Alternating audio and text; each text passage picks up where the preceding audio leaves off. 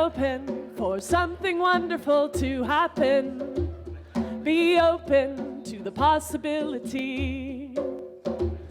Be open for something wonderful to happen.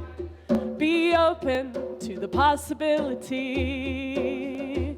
Do I have any friends in the room that will sing with me? It would be really lovely. Thanks, friends. Be open for something wonderful to happen. Be open to the possibility. Be open for something wonderful to happen. Be open to the possibility. Aye, aye, aye, aye, aye, aye, aye, aye, aye.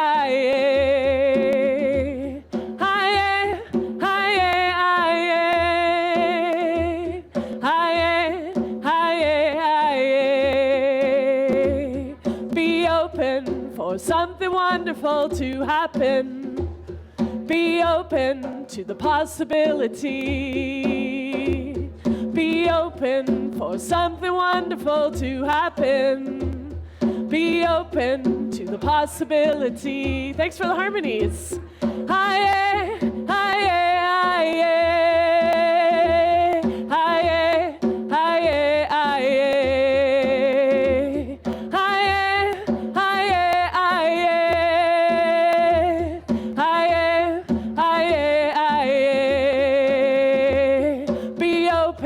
for something wonderful to happen. Be open to the possibility. Be open for something wonderful to happen. Be open to the possibility. Aye, aye, aye, aye, aye,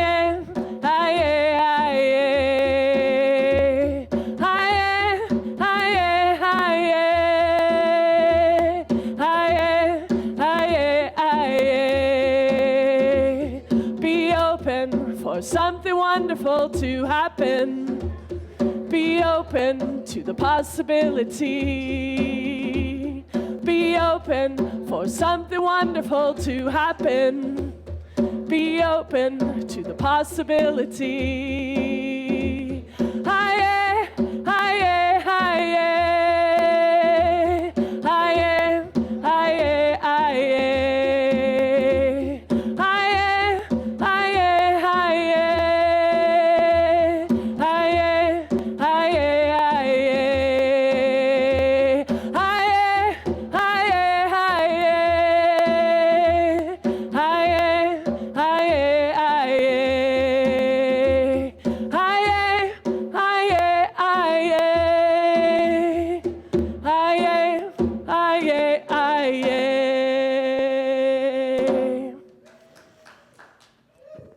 Something wonderful could happen.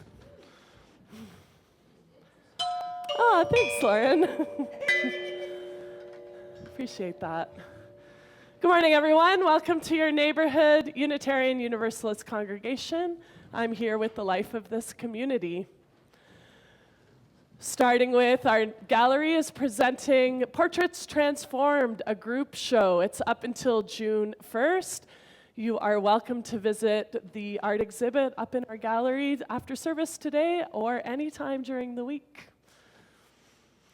Our AGM, Annual General Meeting, is coming up in a few weeks on Sunday, April 27th after service. It starts at 12:30. Registration opens at noon. That's right here in Rafos Hall. Speaking of the AGM, would you like to join our board of directors? Nominations are now open. We need at least one new member and are open to more. Elections will be during the AGM on the 27th. We're also looking for a new nominating committee chair for next year. Please contact Moira, who I see just walked in, for information, or speak to other NomCom members, Laura Thomas here in the front, or Karen Richards. Today is the last day to sign up for the Active Hope small group. The sign-up sheet is in the cappuccino room under the television screen. After service today from 12:30 to 2, we are pleased to have an afternoon of art, a neighborhood fundraiser with arts and crafts made by our own members. This event supports our congregation while showcasing our incredible talent. Every contribution makes a difference. Stay for snacks and then stay for beautiful creativity. We're hoping that we could get some volunteers to help with chair setup in the morning. Maybe you're an early bird that could come in 8:30, 8:45, 9 o'clock, something like that. Or you and a friend could do that to help make this place accessible and comfortable for all by setting up the chairs in a good way. If that's you, come talk to me after service or write me at music@nuc.ca. Circle Music is happening today, busy day here at Neighborhood after the craft sale from 3 to 5. That's a circle open to all with improvised music making and fun. That's co-led by myself and Jane Lewis, who was here last night making music for Moonlight Metamorphosis. There will be a Toronto Danforth Riding All Candidates meeting happening. Is it in this space or in the main sanctuary? It's here, thank you. No, it's in EEU's space, in the large sanctuary at the front of the building on Tuesday at 7 o'clock. Come to ask your questions and get engaged in democracy. Just an update on what happened with our concert. Our concert last Sunday raised $1,557.60 for NIA Center for the Arts. Woo! Yay! And our big sale raised $621.80 so far for Spirit Choir members to attend our annual retreat.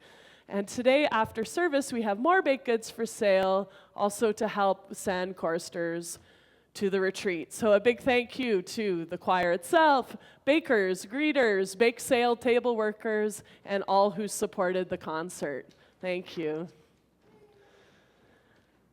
From Julia, just in time for Easter, a community event in the Rainbow Room. Next week, after service, join Julia for blown egg decorating for all ages.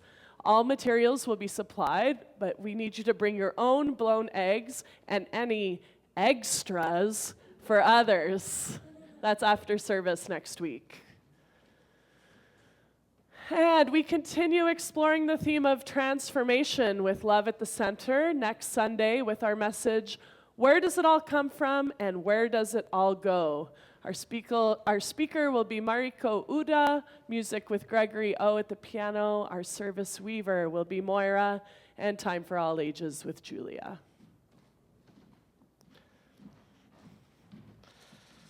Thank you, Susanne. You're welcome. Good morning. We welcome you to our Neighborhood Unitarian Universalist Congregation service. Thank you for joining us, whether you're here in person or you're joining us by Zoom. My name is Allsion Kabayama, and I will be your service weaver this morning. I am the daughter of Joan, who is the daughter of Muriel. I identify as a half-white settler and am descended from Japanese immigrants. I bow before the great teachings and vast wisdom of this land's first peoples. I love this land, and I note that the Mississaugas of the credit are the treaty holders to the land we are gathered on. I also recommit myself to the 94 recommendations issued in 2015 by the Truth, Healing, and Reconciliation Commission led by the late Honorable Justice Murray Sinclair. Let's take a moment to ground ourselves and feel ourselves solidly connected to the ground beneath our feet, the air we breathe, the people nearby and afar, and all the trees, plants, animals with whom we share this amazing, life-giving, and sustaining planet. We start our services by creating sacred space. This is a time to set aside the busyness of our minds, to enable us to enter and be fully present to this time and place. To help us all stay undistracted in sacred space, please take a moment to silence your phones or any electronics that might make sounds. Oh, yes, thank you. We were testing it. It works. I invite you to join me in reading our invocation. Let us cast the circle of a sacred space here. Let us cast the circle of a cherished space here. Space of safety, a place of forgiveness, a place of love. We want the world to change. We must craft in our space and in ourselves the seeds that grow a different kind of life. A life of graciousness, of creative intelligence, a place of life and spirit for ourselves and our families.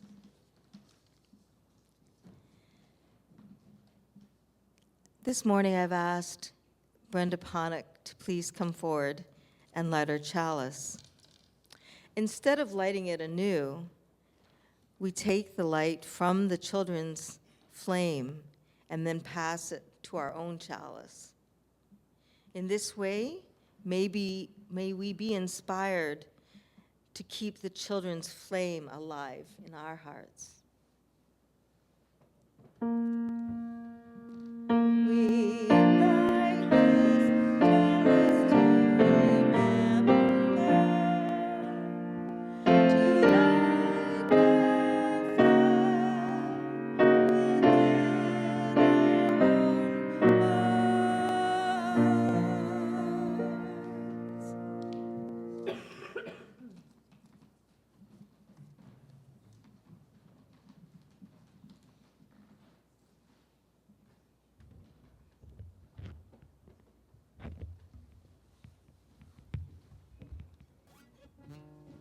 our own hearts.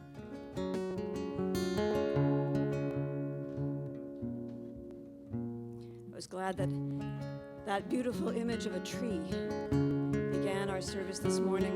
It's good to be with you all today. Let's talk to each other like trees. Let's talk to each other like trees. We don't have to use words like these. Let's talk to each other like trees. Let's speak to each other like stones in their subterranean tones. I can feel it deep in my bones. We could speak together like stones.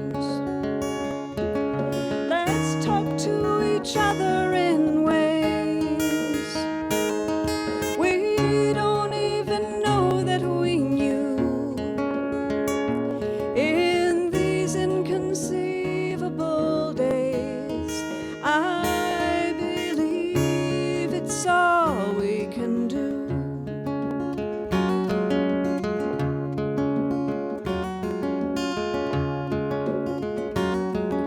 Let's talk to each other like rain, falling on the thirstiest grain. Let's talk to each other like clouds, high above these clamoring crowds. Let's be with each other like night, abiding in the absence of light. Let's be with each other like space and listen with an infinite grace. Let's be with each other in ways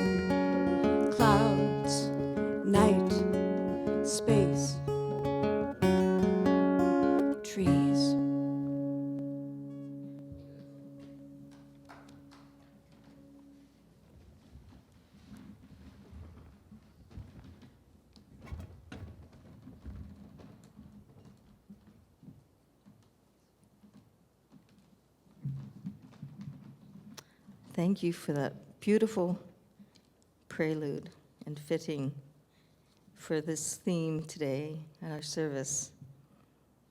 We continue in sacred space. I want to thank all staff and the many volunteers who've created this service. It is so wonderful to have our regular guest minister, Rev Lynn Harrison, with us again today. Thank you for sharing your beautiful and moving original song. We have a mask required section to your right for those who prefer or require masks. Remember people who are unable to join in the cappuccino room after service, and perhaps come and talk to them in the sanctuary, wearing a mask yourself. There is an activity table to your left brought to us by the Lifespan Learning Program. These are a few of the ways Neighborhood is changing our practices to be more welcoming and inclusive. We are open to many beliefs and learn from many traditions.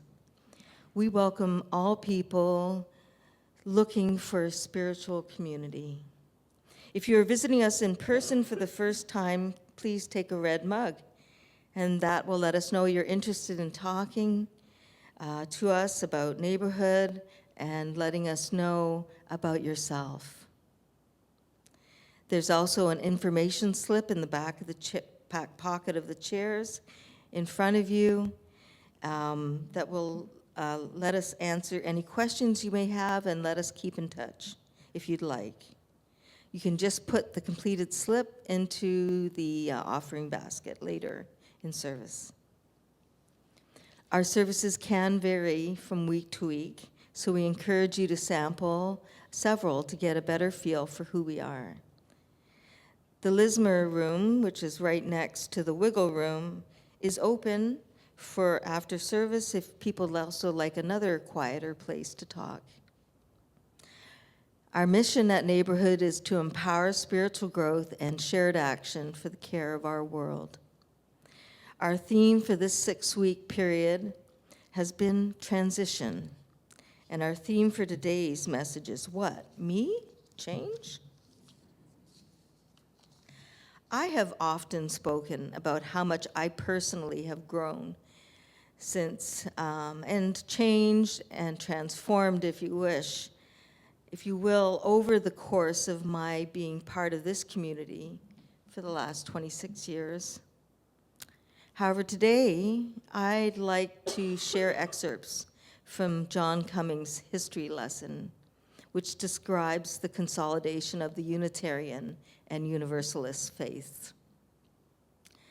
When the American Unitarian Association and the Universalist Church of America finally merged on May 12, 1961, a grand total of 141,685 members of 895 congregations became one.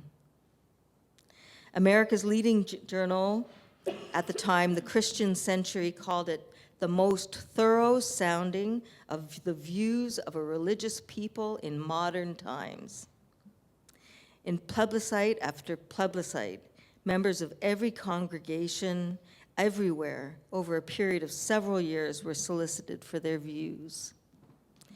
Universalism, a populist movement, swept westward with the great American migration of the 19th century, while Unitarians, with the exception of a few Western outposts, remained largely in New England.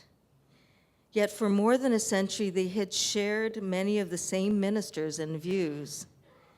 Thomas Starr King, a Universalist minister from New Hampshire, was one of the first to hold fellowship in both movements.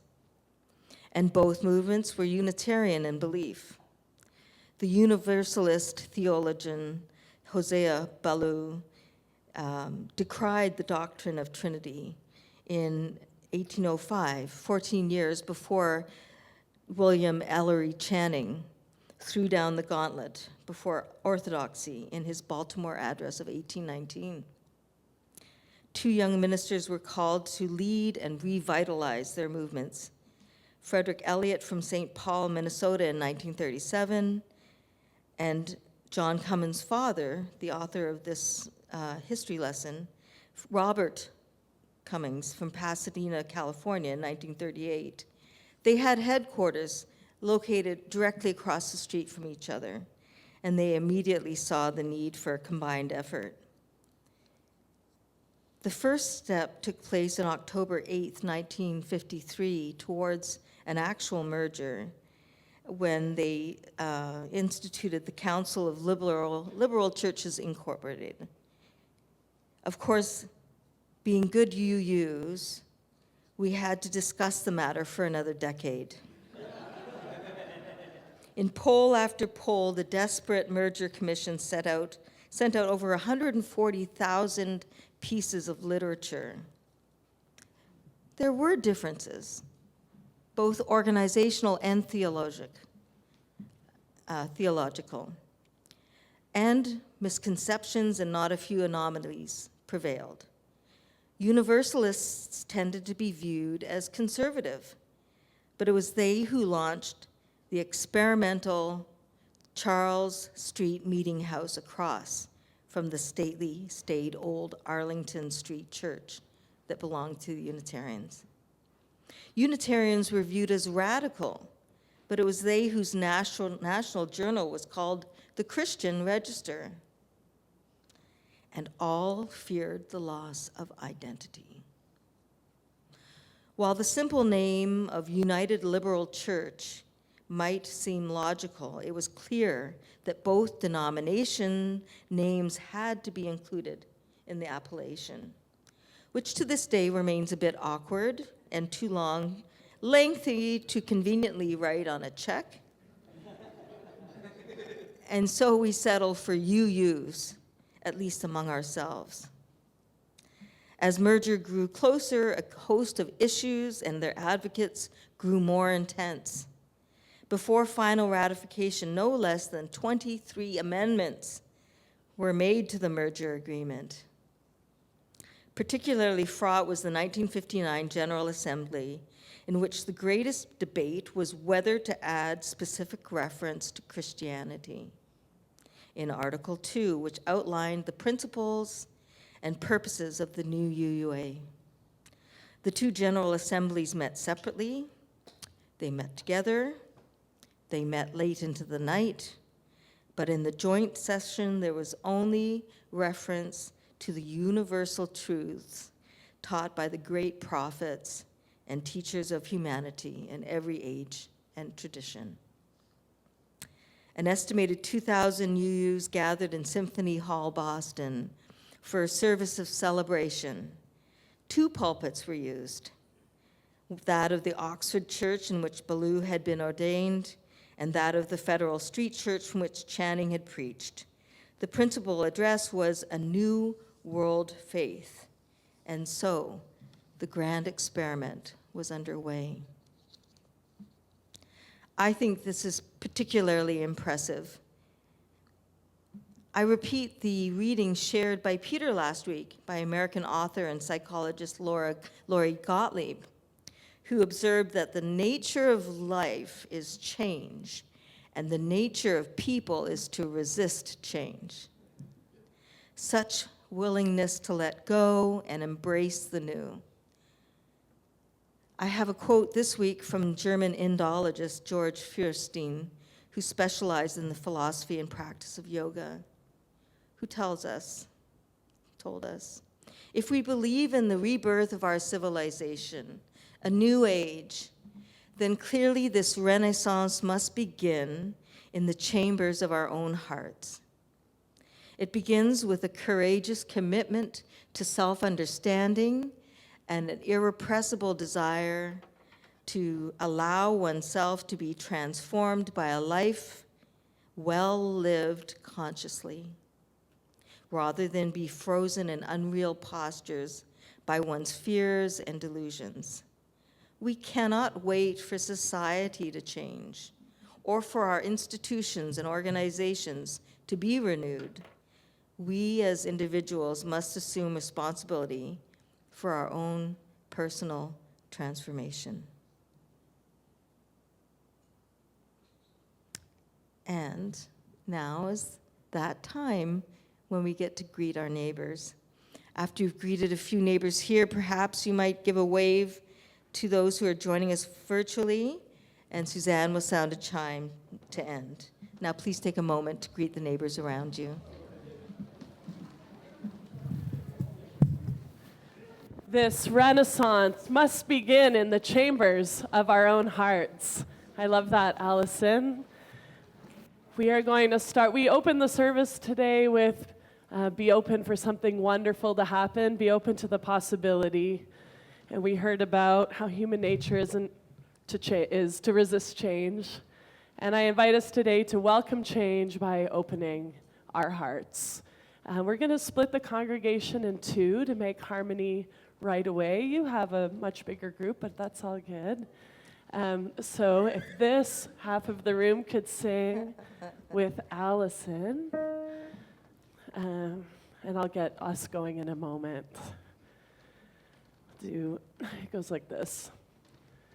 Open my heart, open my heart, open my heart, open my heart. You can keep going. Open my heart. Our melody has a little bit more movement to it than that one. Open my heart. Goes like this. Open my heart. Open my heart. Open my heart. Open my heart.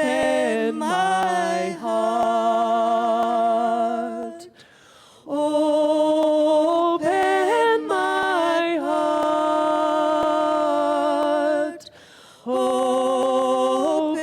my heart.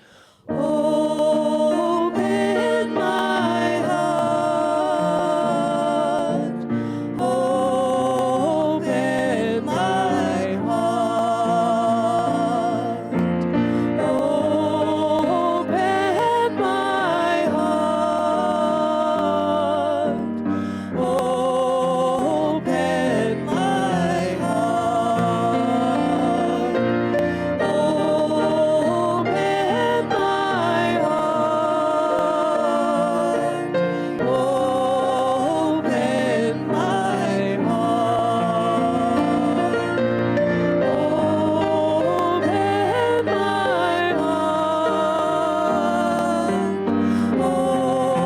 Open my Let's do last time gently. Open my heart. Open my heart.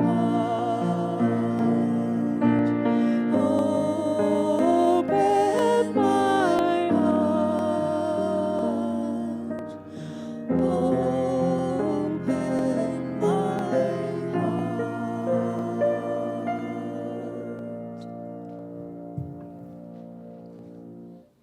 Thank you, everyone. Hello, everybody. I'm Julia. This is the time for all ages. How are you all doing? Okay? The sun is shining through. I invite any children, former children, anybody, I guess that means everybody, anybody, if you want to sit here, or if you're more comfortable where you are, wherever, whatever you would like to do. Hi. Well, every once in a while, I will come across a picture book, and I'll think, oh, this is the perfect, I can't wait to read it to you during the time for all ages. But then I have to be patient and wait because it isn't quite the time. So with this particular book, I've been waiting and waiting, and I feel as though this is the perfect time to share What the Road Said by Cleo Wade with illustrations by Lucie de Moyencourt. All right.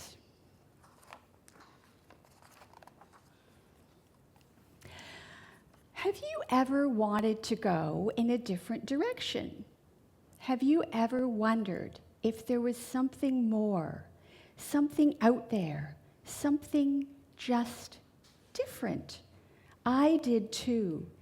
Then one day, I was walking my usual way home when, out of nowhere, for no reason at all, almost as if it were magic, a road appeared. I could not believe my eyes, so I walked over to it and I said to the road, "Where do you lead?" The road said, "Be a leader and find out." "How do I start?" I asked. The road smiled and said, "You have already started." "Well, what happens when I get there?" "We have just begun," said the road. "Do not skip straight to the ending. Enjoy the beginning and the middle, too." "Which way do I go?" "That is your choice to make," said the road. "But what if I go the wrong way?" The road curved a little, almost as if it was giving me a hug, and said, "Do not worry. Sometimes we go the wrong way on our way to the right way." "What if I get scared?" "That is okay. You are brave," said the road. "But what does it mean to be brave?" I asked. The road guided me through a very gloomy forest.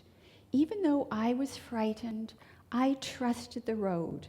And as I took one step and then another step, after that, the road gently whispered, "Being brave is when you are afraid of doing something, but you do it anyway. Do not let what scares you keep you from continuing on your path." "Will I always move forward?" "Not always," said the road. "Why not?" "Because sometimes you will stumble backwards and sometimes you will stand still." "What if I fall?" "Everyone falls at some point," said the road, "but I will always be there when you land." "What if I get lost?" "There may be some days that feel long and dark," said the road, "but I promise that, no matter what, I will give you the evening stars and the morning sun to light your way." "What if I grow weary or get hurt?" "I will give you the trees of all shapes and sizes to shelter you when you need to rest and heal," said the road. "What if I get lonely?" "You are never alone," said the road. "What if I change?" "Come with me," said the road. And as I moved forward, the road introduced me to a caterpillar and a family of seeds. We did not stay long. The road began taking me on a journey through the seasons. I watched summer turn to fall, turn to winter. As spring was upon us, I realized that we had come in one beautiful circle. I looked down and found that I was standing in front of the caterpillar and the seeds once more. Only the caterpillar was no longer a caterpillar, and the seeds had turned to flowers of every sort, every color, swaying in the sun. The road then raised me up and said, "All things grow and change. That is the magic of being alive. You too will find your wings. You too will bloom. No living thing is meant to stay the same? What if I need help on my journey? Ask your fellow travelers along the way. What if they're mean to me? Lead them to kindness, said the road. How? By being kind. What if they want to fight? Lead them to peace, said the road. But how do I lead them to peace? By listening to their stories and telling them yours and reminding them that you are all on this journey together. What if the world around us is filled with hate? Lead it to love. How? By sharing the power of your love with it, said the road. Okay, what if something unexpected happens? Keep going. What if there are mountains that feel too tall to climb? What if there are rivers that feel too wide to cross? What if I get my heart broken? What if I feel stuck? What if giving up is easier? Keep going, keep going, keep going, keep going, said the road. What if I can't do it? You can, said the road, because you have come this far, said the road. The child is like that. I said to the road, where do you lead? And the road said, be a leader and find it. So now, let's follow the road into the rainbow room.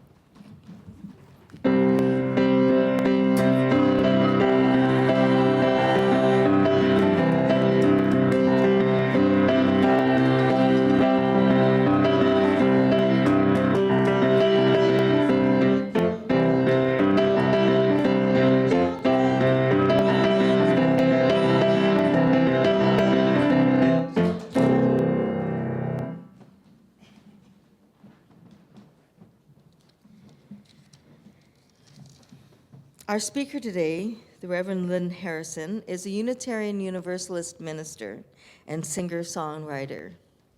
She was ordained by Neighborhood in 2015 after receiving her Master of Divinity degree from Emmanuel College at the University of Toronto, and went on to serve First Unitarian Congregation of Toronto as associate minister for 7 years. She now provides guest preaching for the Don Heights and Durham congregations and is especially happy to visit Neighborhood, her family's first UU home. As well, Lynn continues to write and perform original music, including many songs written for UU worship services. Welcome, Lynn.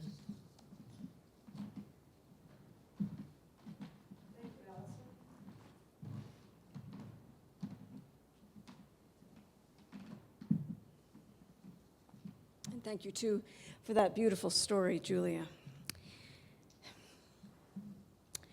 I would never be able to do that. It is just not in my personality. What? Me? Change? I am never going to be able to get along with that person. There are just too many differences between us. What? Me? Change? No matter what I do, I just can't get rid of this problem. What? Me? Change.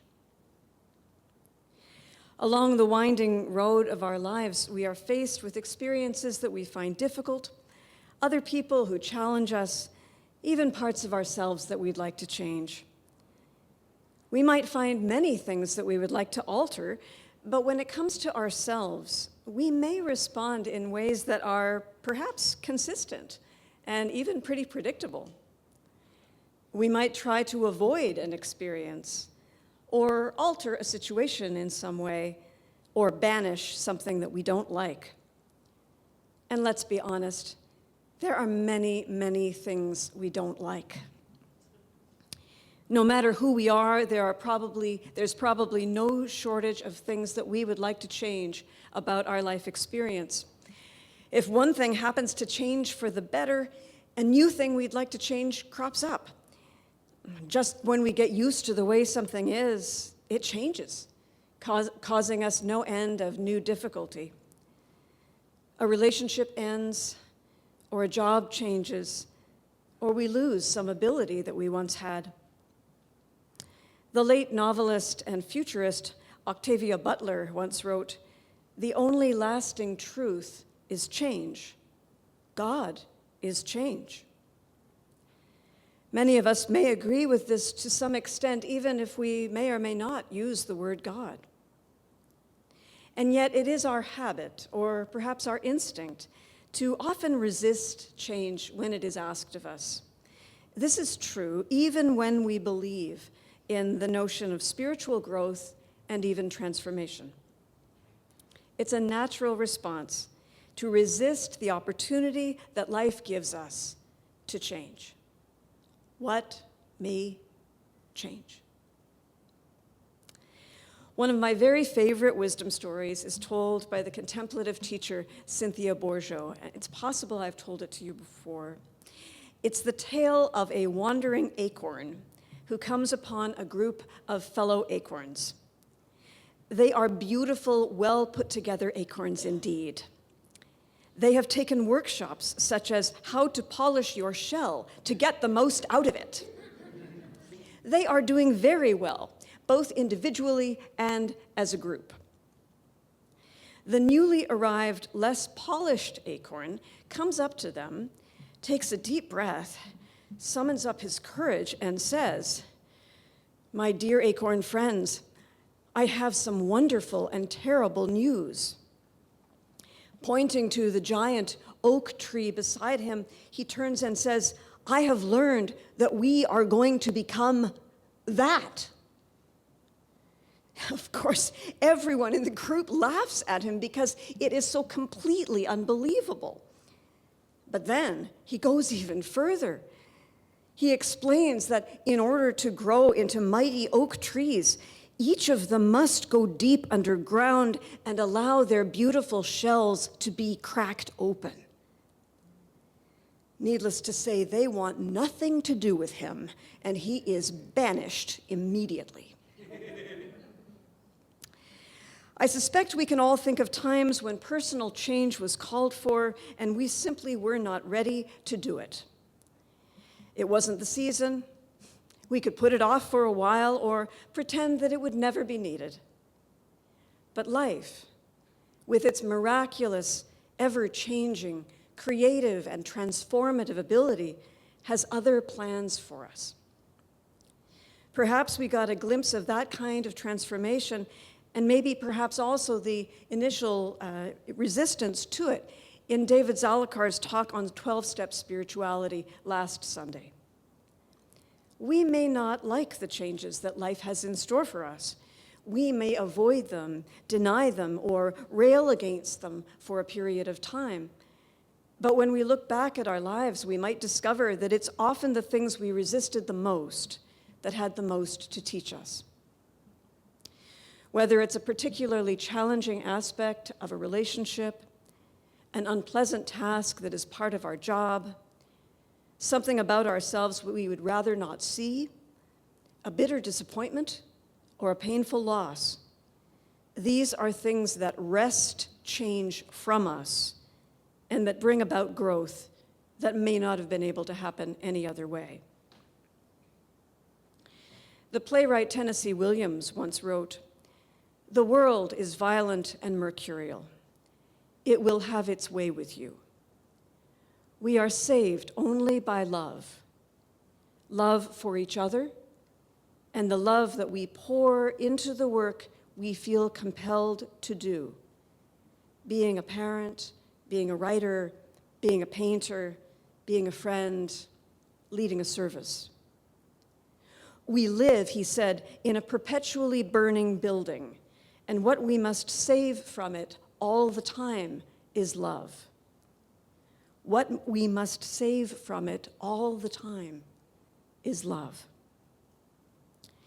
For me, this quote seems to affirm the inevitability of change and also the raw fact that change so often includes suffering.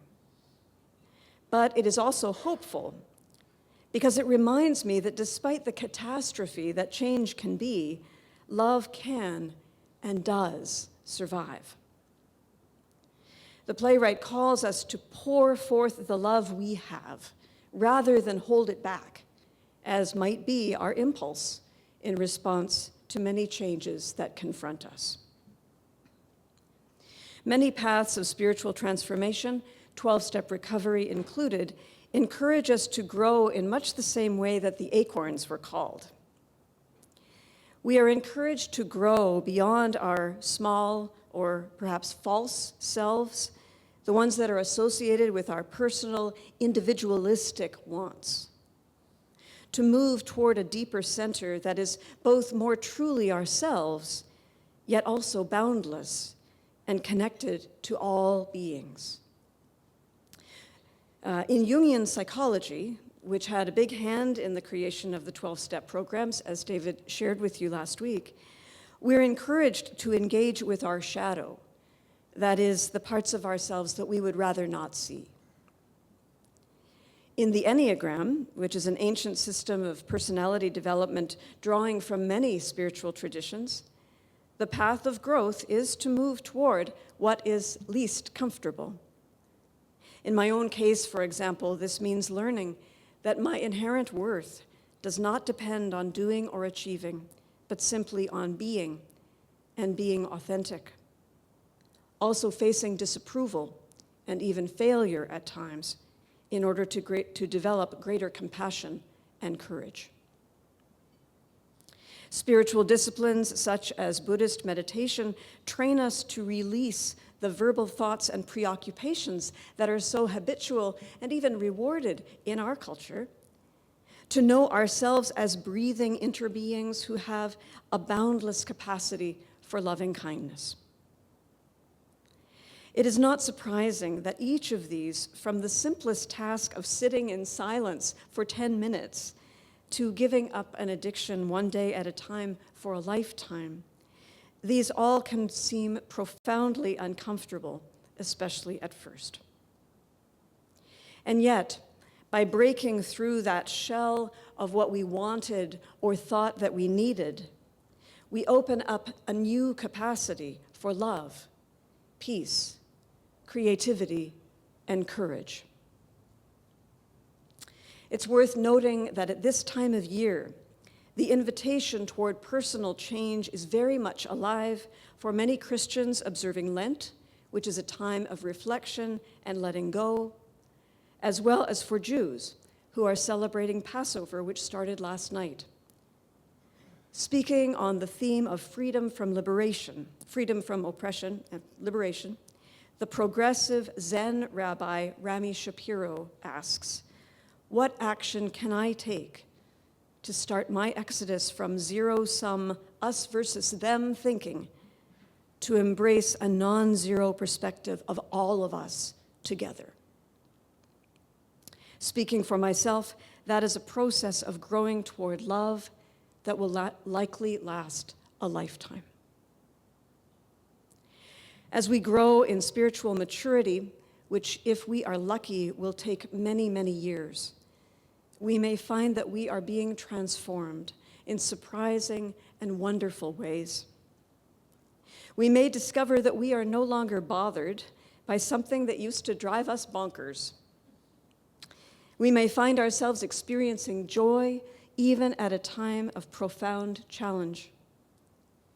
We may discover in ourselves a new capacity for a task we thought was beyond us. We might let go of a hurt, find forgiveness, make a courageous choice, or experience an unexpected and newfound gratitude for life in whatever shape life is taking right now. When we approach life in all its cataclysmic change with an open and willing heart, we can become, not always, but perhaps more often, the instruments of peace, love, and justice we seek for this world.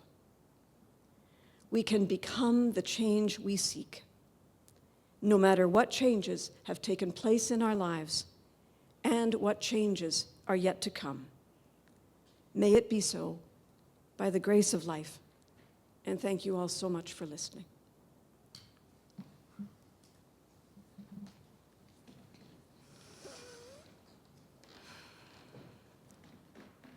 Meditation.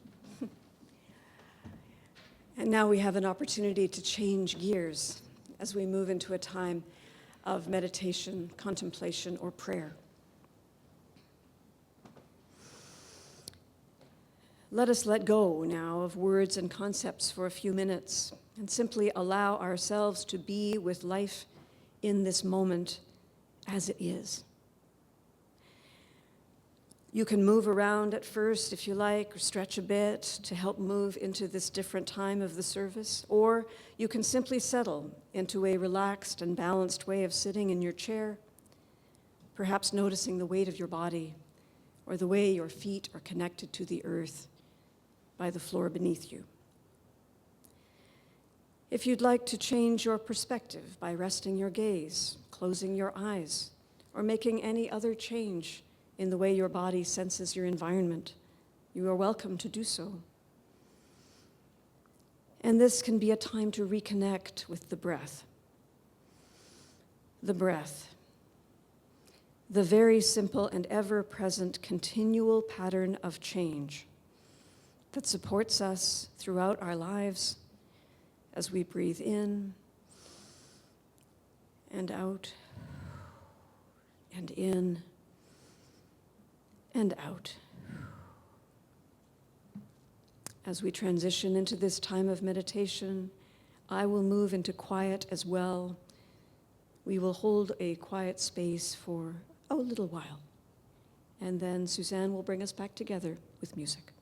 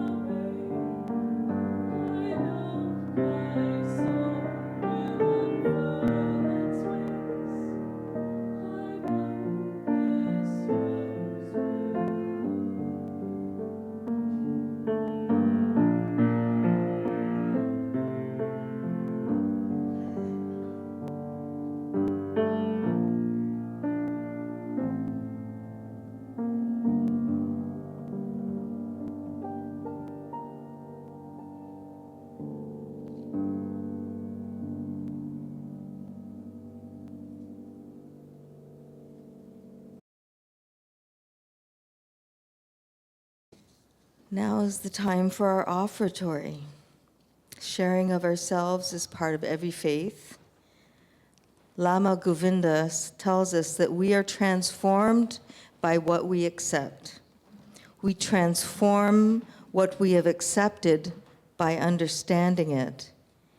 We are transformed by the act of giving, and we contribute to the transformations of others by what we are giving. So let us understand that this congregation is a living entity which needs nurture and sustenance. As we contribute, we affirm our lives within it. Let us empty ourselves so that the new may enter, and we may therefore be transformed.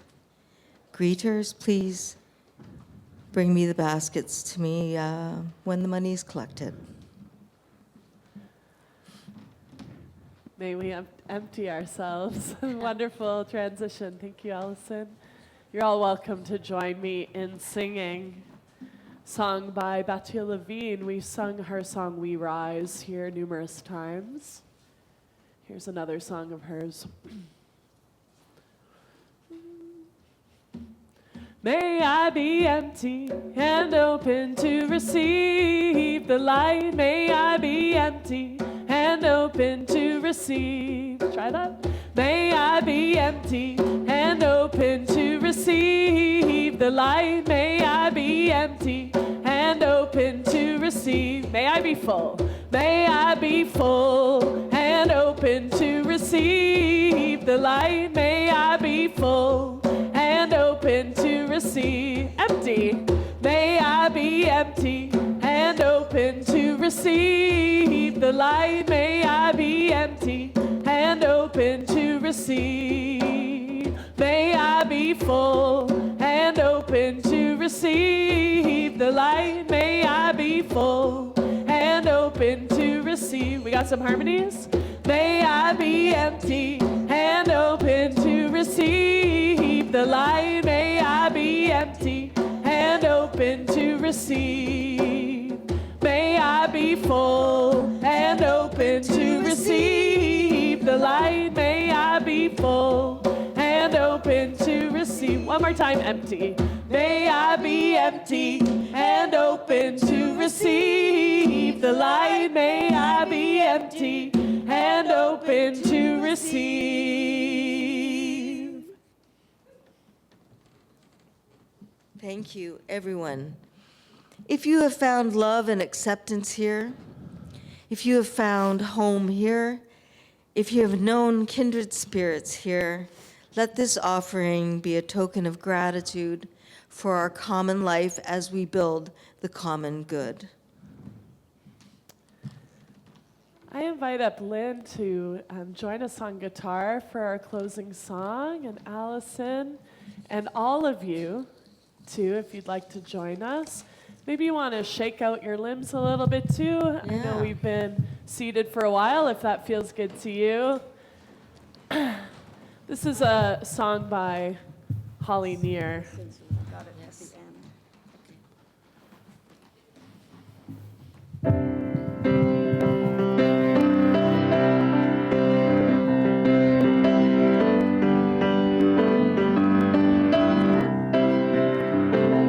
I am open and I am willing, for to be hopeless would seem so strange.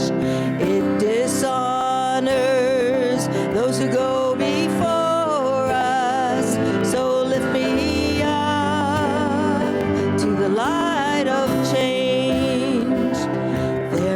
the hurting in my family. There is sorrow in my town. There is a panic all across the nation. There is wailing the whole world round. But I am open and I am willing, for to be hopeless would seem so strange. It dishonors those who go before us. So lift me up to the light of change. May the children see more clearly. May the elders be more wise. May the winds of change caress us, even though it burns our eyes. But I am open and I am willing, for to be hopeless would seem so strange. It dishonors those who go before us. So lift me up to the light of change. Give me a mighty oak to hold my confusion. Give me a desert to hold my fears. Give me a sunset to hold my wonder. Give me an ocean to hold my fear. 'Cause I am open and I am willing, for to be hopeless would seem so strange. It dishonors those who go before us. So lift me up to the light of change. One more time. I am open and I am willing, for to be hopeless would seem so strange. It dishonors those who go before us. So lift me up to the light of change. So lift me up to the light of change. So lift me up to the light of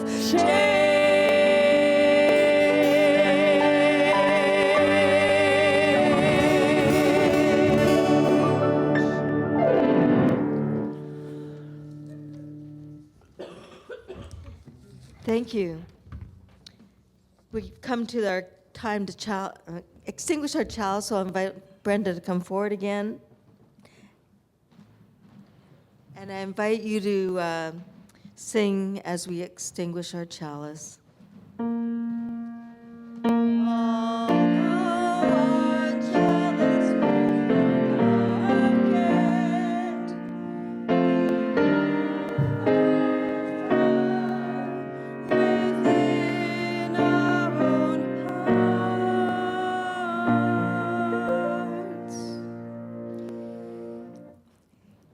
In the midst of life's uncertainty and its continual transformation, may we have the courage to respond in the ways that call us, to let go of the things that bind us, and to hold fast to the love that sustains and nurtures this world. Blessings to you today and always. Go in peace.